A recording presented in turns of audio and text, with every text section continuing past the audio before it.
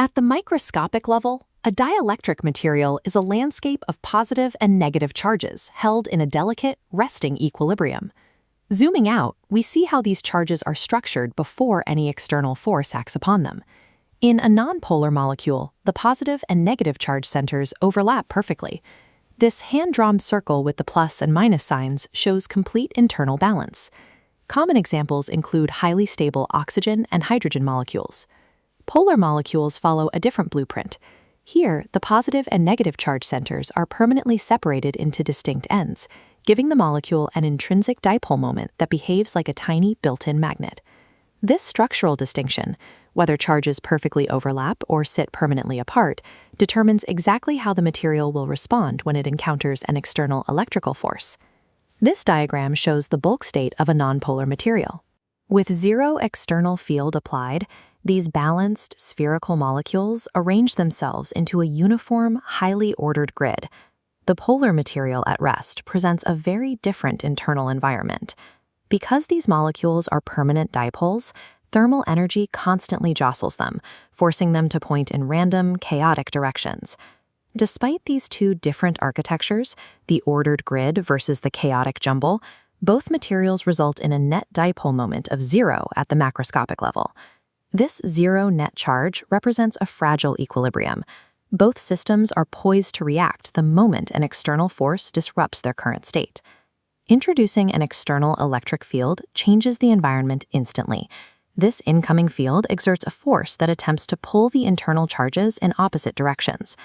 The middle panel shows the reaction of nonpolar molecules. The field displaces positive and negative charges, physically stretching spherical molecules into stressed ellipses. This displacement stops the moment the external force is perfectly balanced by the molecule's own internal restoring force. Polar molecules react through rotation rather than stretching. The external field acts as a torque, forcing the randomly oriented dipoles to snap into alignment and point in a single direction.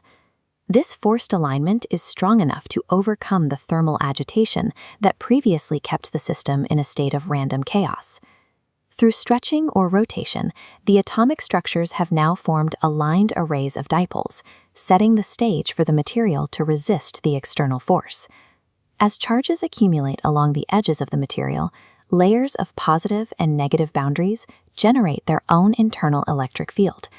This internal field, E sub I, points in the exact opposite direction of the external field, E. The diagram on the right shows the mathematical consequence. The net field passing through the dielectric is determined by subtracting the internal field from the external field.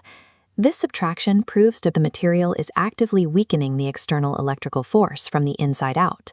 Dielectrics serve as active shock absorbers.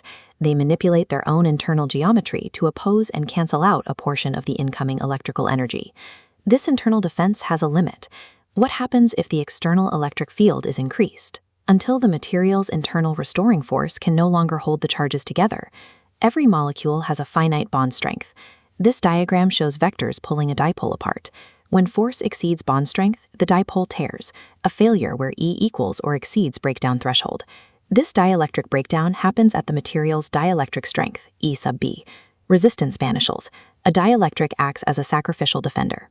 It will absorb, twist, and oppose electrical stress by warping its own structure, right up until the moment the external force becomes strong enough to rip it apart entirely.